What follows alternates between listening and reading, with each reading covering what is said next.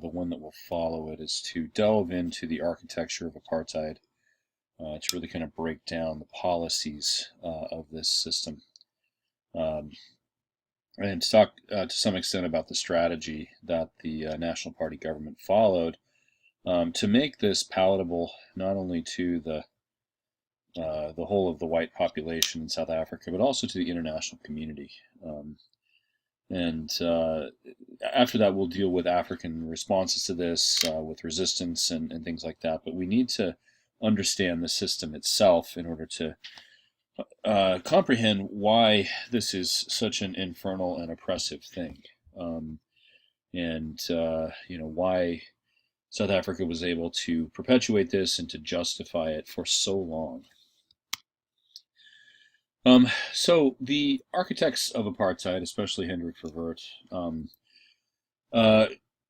created a South Africa that was divided between, as they called it, 4 different races.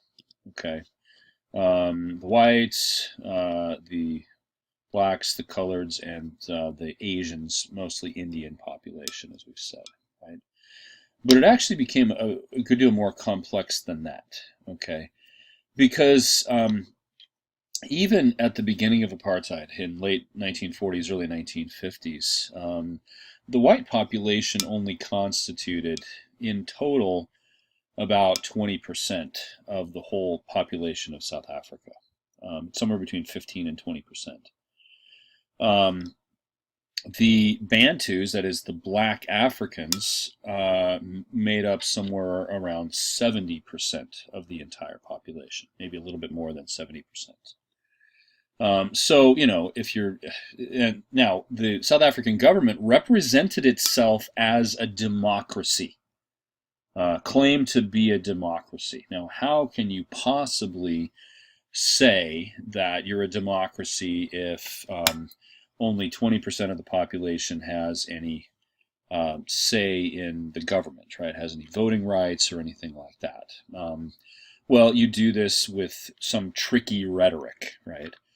Now, we've already examined the fact that one of the great historical rivalries in South Africa was between the Afrikaners and the British, and so if there was to be a political division, you might imagine that it would, that the Afrikaners would segregate themselves off from the British, but that's not what happened at all. They claimed that all whites were, part of one ethnic group or one race. That the coloreds were a separate people, a separate ethnic group or race, and the Indians were a separate ethnic group or race. And then to make that 70% figure go away, and to at least come up with some justification to say they were functioning democratically, or rather that the majority was ruling, they divided the blacks up into 11 ethnic groups, and they said that each one of these ethnic groups was independent of every other one, right? That they were not a united bloc, unlike the whites, of course, who, if anything, had greater long-standing rivalries between each other than any of the black groups did with each other, with the possible exception of the Zulu. But these were all separate peoples.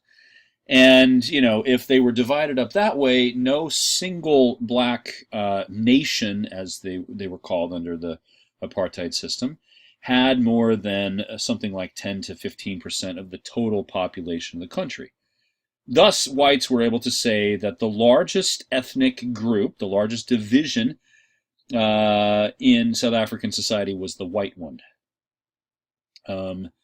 Now, that is actually going to change, and the white population, after reaching a height of about 20% of the total population, I think around 1960, began to decline relative to the rest of the population thereafter. By the late 1970s, it was down less than 15%, and I think that the white population of South Africa in recent decades has dipped below 10% of the total population, right? So they were able to say, well, the whites, should be in control because they are the largest of all of these ethnic groups. Now, is that a justifiable thing? Well, I mean, hopefully you can see the problems with it. Um, there was a lot of legislation put into place with the goal of creating the apartheid system. And, we could spend an exhaustive amount of time looking at every piece of legislation, trying to comprehend it, looking at examples of the effects that it had. I'm just going to hit a few of these.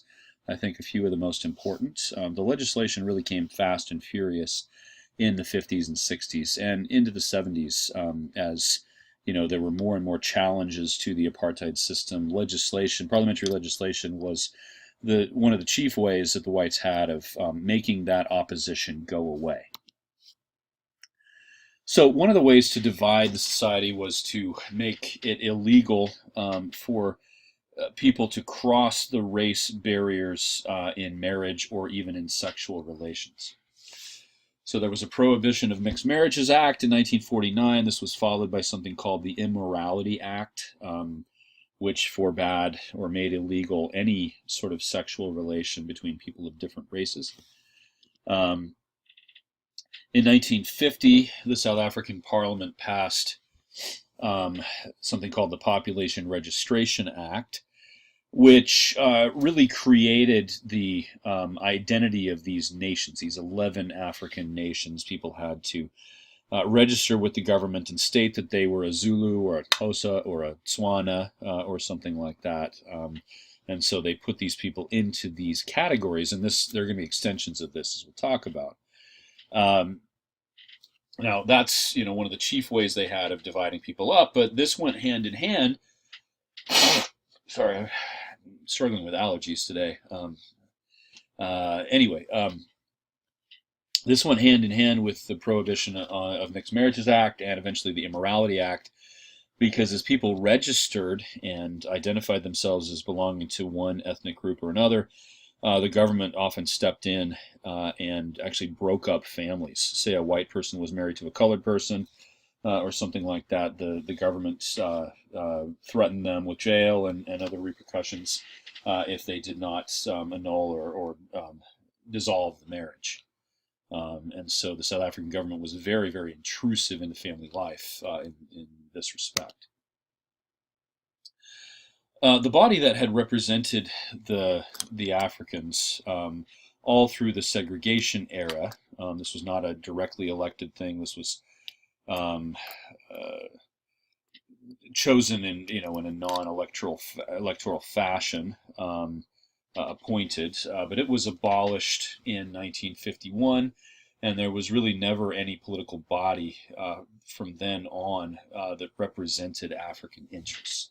And increasingly, all of the would-be representative groups were made illegal. The political parties, the trade unions, and other things, all of these things were deemed illegal under South African law, and the natives really had no recourse to political representation of any kind. The colored people continued to enjoy the franchise in the Cape, but in the 1950s, this was done away with, and this was actually a fairly long saga. The Parliament decreed or made laws that stripped the colored franchise.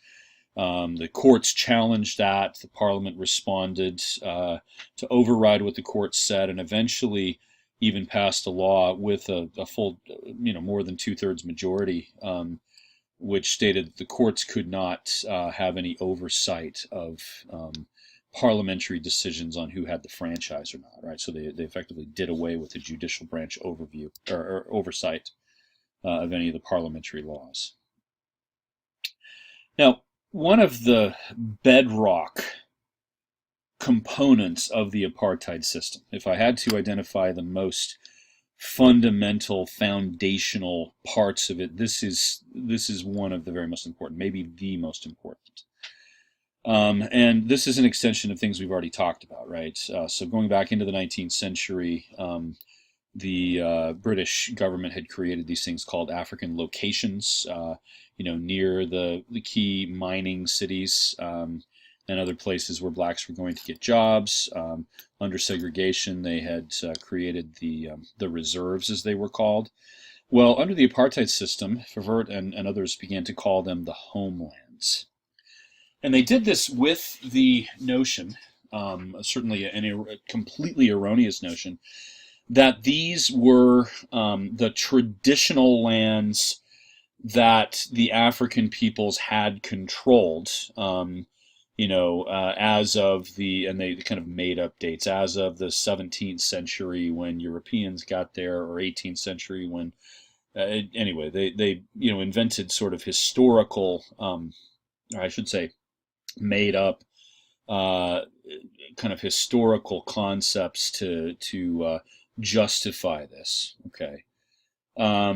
But each major black nation, the Zulu, the Xhosa, the Venda, the Pedi, the Sotho, the Tswana, and so forth, all had a homeland. Okay. And this, under the apartheid system, was to be the only place that those people could live legally. Anyone who identified via the stipulations of the Population Registration Act as a Xhosa had to live in one of the Xhosa homelands. That was the only legitimate home they had. Actually, the Xhosa had two of them, the Transkei down here and the Ciskei. Okay. If they were Tswana, they had to live in Boputa, Tswana. If they were Pedi, they had to live in the Bua. If they were Swaziland, they had to live in Kangwane. If they were Zulu, they had to live in KwaZulu, and so forth and so on. Okay, Sotho, they had to live in Kwakwa, right here. Right. Even if a person had never been to that place, that was now considered their homeland and the only place they could legally reside in. All right. And the government then made serious efforts to try to force people to migrate to those places. Again, even if they had been born and raised in a city or in some other place that was not part of the homeland, they were told that, and even if they owned land, even if they had a historical claim or a title to some piece of land, they were told that that was no longer legitimate, that the only place they could live was their homeland. Now, this was all done, and we read last week in the Williams book, the document by Hendrik Verwoerd, where he talks about apartheid, and he talks about how the South African government needs to put into place these homelands and needs to offer tutelage to the black people because they are at a much lower state of development, and so the whites need to train them to rule themselves, to best take advantage of the resources of the land, to essentially become independent. And the idea in Verwoerd's writing, at least, is this is going to take a really long time because Africans are just primitive, backward, savage peoples, right? I mean, we're still perpetuating the stereotypes of Africans. And so this white tutelage needs to be probably fairly lengthy, but this has to happen because black people cannot live in South Africa. This is not the place for them. South Africa needs to be reserved for white people.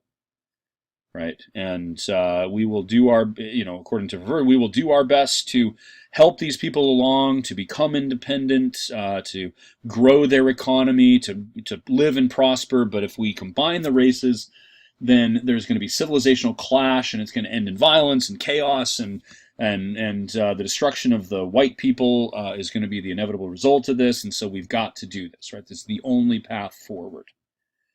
And so the homelands were the foundational part of that whole system that Verwoerd was imagining. Okay. Now, who was to have authority in the homelands? Well, of course, it has to be the chiefs, because primitive, savage Africans are ruled by chiefs. Well, never mind that none of these people had chiefs, so to speak, who had anything like regional authority, perhaps outside of the Zulu, who did have a king, but the king was not always the one sort of co-opted into this system.